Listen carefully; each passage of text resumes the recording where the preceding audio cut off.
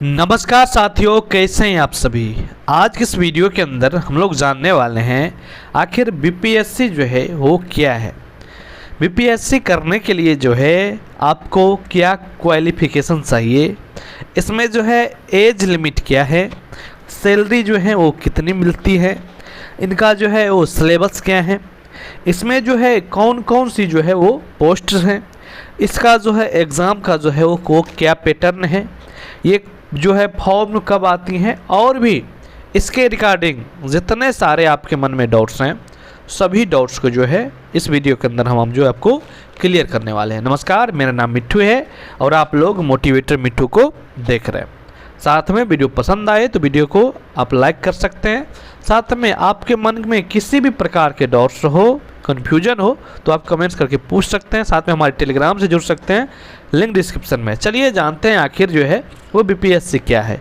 ठीक है, चलिए जब समझते हैं। सबसे पहले ये समझ लेते हैं आखिर जो है वो बीपीएससी वो क्या है। तो चलिए बीपीएससी देखिए, बीपीएससी क्या है तो आप लोगों को थोड़ा बहुत तो ज़रूर पता होगा। अगर आप शुरुआत से अभी जानना चाह रहे हैं तो इस वीडियो को पूरा देख लीजिए, एक भी डाउट्स नहीं रहेंगे।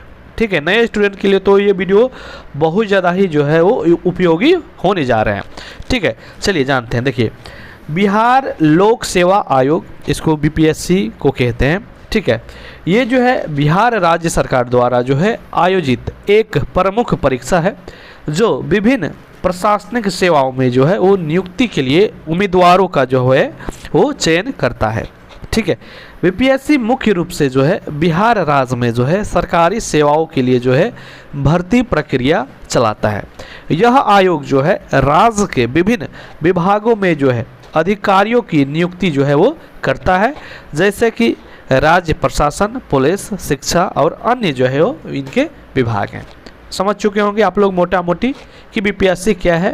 बीपीएससी का फुल फॉर्म इंग्लिश में भी हम आपको बोल दे रहे हैं, बिहार पब्लिक सर्विस कमीशन होते हैं। हिंदी में बिहार लोक सेवा आयोग। ठीक है, सारा कुछ आप समझ चुके होंगे यानी कि बीपीएससी के रिगार्डिंग। आगे हम समझते हैं कि इनका जो है क्या क्या चाहिए।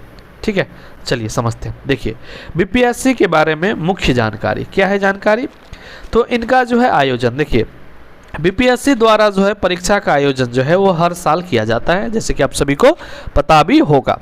इसके माध्यम से जो है बिहार राज्य के विभिन्न सरकारी पदों के लिए जो है उम्मीदवारों का जो है वो चयन किया जाता है। अब इसमें जो है पद कौन कौन से होते हैं, तो बीपीएससी विभिन्न पदों के लिए जो है वो परीक्षा आयोजित करते हैं। इसमें ढेरों जो है वो पद होते हैं, लेकिन कुछ जो है हम आपको बता रहे हैं। ठीक है, जैसे कि समूह ए के, ग्रुप ए के कुछ होते हैं और बी के जो है वो अधिकारी होते हैं। ठीक है, जैसे कि राज्य प्रशासनिक अधिकारी होते हैं, पुलिस सेवा में होते हैं, और जो है विभिन्न अन्य विभागों में जो है वो प्रशासनिक सेवाएं होती हैं। अगर आप ये जानना चाहते हैं इससे क्या क्या बनते हैं तो इसके लिए जो है आप कमेंट्स कीजिएगा, तो हमें स्पेशल वीडियोस में हम आपको बता देंगे। ठीक है, चलिए आगे हम जानते हैं। देखिए, इसके बाद इसमें जो है क्या योग्यता रहनी चाहिए। ठीक है, क्या योग्यता जो है वो रहनी चाहिए। तो योग्यता की अगर हम बात करें, ध्यान से समझिएगा, आपका सारा डाउट्स क्लियर होगा। ठीक है, योग्यता की अगर हम बात करें तो बीपीएससी परीक्षा के लिए जो है उम्मीदवारों को निम्नलिखित योग्यताएं पूरी करनी होती है। पहला, यहाँ पर देखिए बहुत इंपॉर्टेंट है जो चीज़ हम आपको बता रहे हैं, ये बहुत सारे जो है वो नए स्टूडेंट को नहीं पता रहता है। ठीक है, देखिए उम्मीदवार की जो आयु है वो 21 साल से 37 साल होनी चाहिए।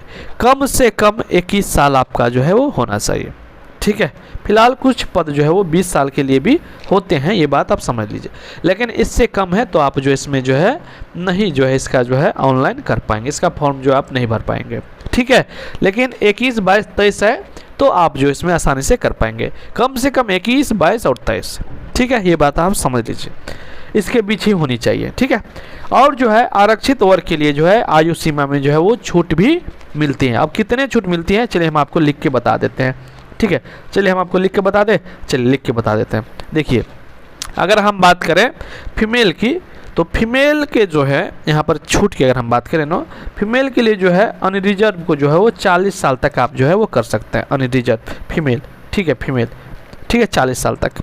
ठीक है, ओबीसी, ओबीसी के लिए अगर हम बात करें मेल सब की भी, तो वो भी जो है वो 40 साल तक जो है आप इसमें जो है आवेदन कर पाएंगे। साथ में SC ST की अगर हम बात करें, SC ST की, तो आप लोग जो है वो 42 साल तक जो है यहाँ पर जो है वो मतलब कि एग्ज़ाम दे सकते हैं। ठीक है, चलिए। और साथ में ये तो हो गया आपका एज की बात। अब हम बात कर लेते हैं कि यहाँ पर जो है आपको योग्यता में जो है उम्मीदवार के पास जो है किसी भी मान्यता प्राप्त विश्वविद्यालय से जो है वो स्नातक की डिग्री होनी चाहिए। ठीक है, योग्यता में आपको स्नातक की डिग्री होनी चाहिए, लेकिन एज भी सबसे ज़्यादा इम्पोर्टेंट है। अगर आपका एज भी पूरा हुआ नहीं है तो भी जो है आप ये एग्ज़ाम नहीं दे सकते हैं, फॉर्म जो है वो नहीं भर सकते हैं। ठीक है, इसी में एक चीज़ और हम आपको बता दें, कुछ लोगों का कमेंट्स होता है। ठीक है, यहाँ पर जो है आप लोग जो है वो अटेम्प्ट कितने दे सकते हैं, अटेम्प्ट्स यानी कि कितने बार आप जो एग्ज़ाम दे सकते हैं। ठीक है, तो देखिए हम आपको बता देना चाह रहे हैं, इसमें जो है वो कोई भी लिमिट नहीं है। ठीक है, आपका जो है जब से एज स्टार्ट होता है, मतलब कि 21 साल, 20, 21, 22 साल, आप उसके बाद से जो है मतलब कि फीमेल के लिए अगर हम बात करें तो 40 साल तक, जितना हमने अभी आपको बताया, मतलब कि सभी के लिए 37 साल तक आप जो है इसमें जो है एग्ज़ाम दे सकते हैं। कोई इसका जो है अटेम्प्ट बीपीएससी में जो है वो काउंट नहीं किया जाता है।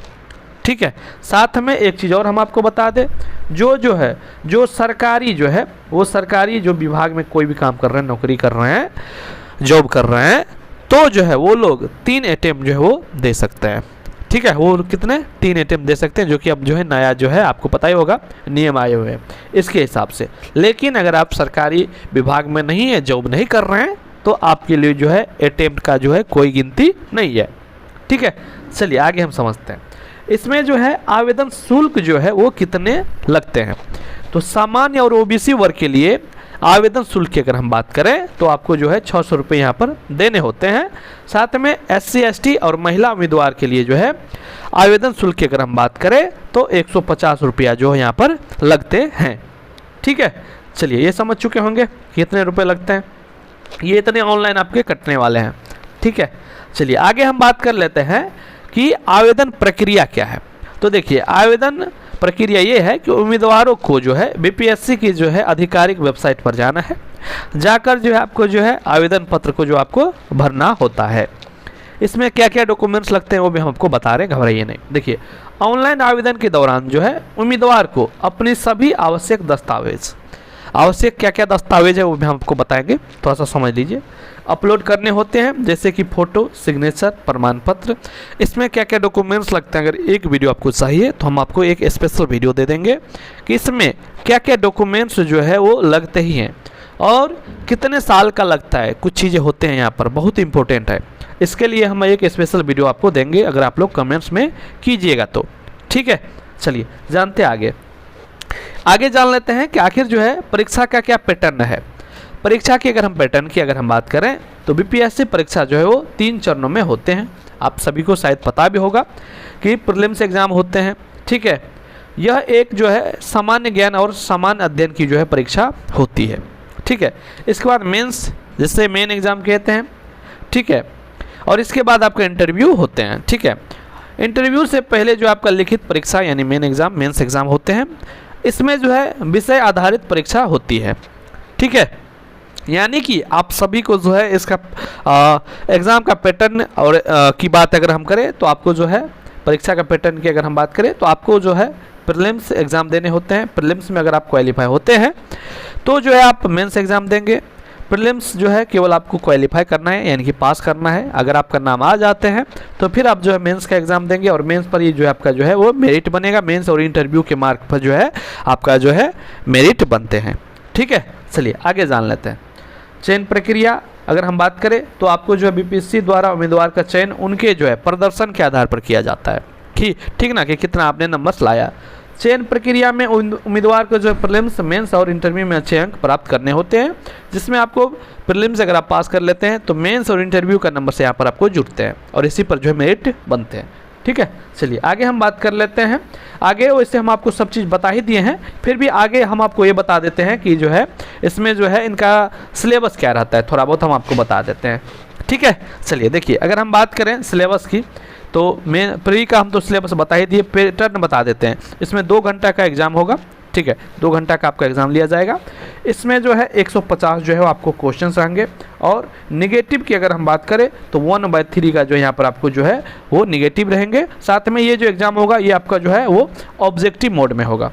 ठीक है, ये जो एग्ज़ाम होगा ये क्या होगा, ये आपका जो है होगा ऑब्जेक्टिव मोड में ये एग्ज़ाम जो आपके होंगे। ठीक है, चलिए आगे हम बात कर लेते हैं। ये समझ चुके होंगे प्रीलिम्स के बारे में। अब हम बात कर लेते हैं मेंस के बारे में। ठीक है, मेंस के बारे में, मेंस के एग्ज़ाम के बारे में कि मेंस में क्या होगा।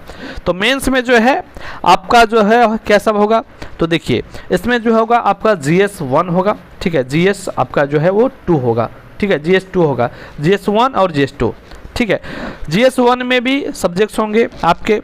ठीक है, GS 2 हो गए आपका, ये 2 तो आपके सबसे ज़्यादा इंपॉर्टेंट है। साथ में जो है यहाँ पर आपके जो है वो निबंध का भी जो है यहाँ पर पेपर होते हैं। ठीक है, निबंध का भी पेपर होंगे, और सभी में आपको जो है GS 1, GS 2 और निबंध में जो आपको 3-3 घंटे का समय दिए जाएंगे। साथ में ये तीनों जो है 300 नंबर का आपका जो है वो एग्ज़ाम लिए जाएंगे।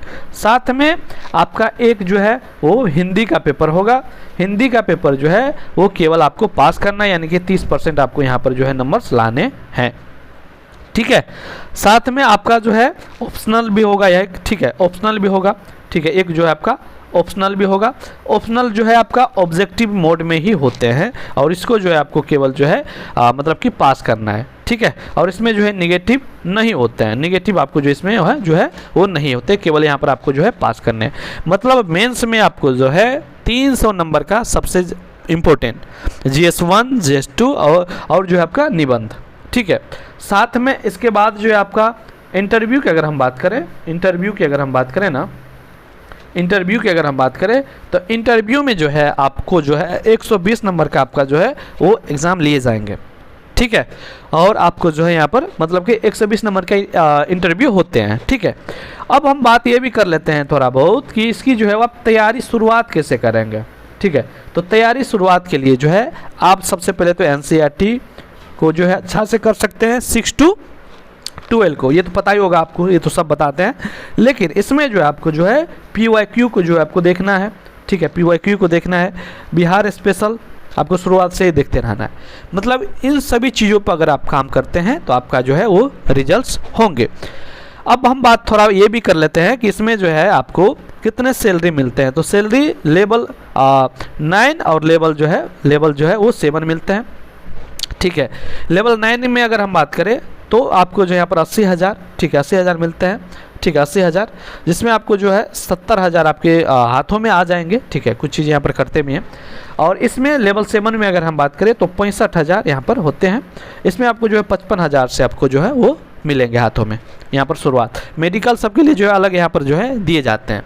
ठीक ना, इतना तो हम आपको मोटा मोटी सारा कुछ बता ही दिए। ठीक है, और भी आपके मन में किसी प्रकार का डाउट्स आता है तो आप जो है कमेंट्स करके हमसे पूछ सकते हैं।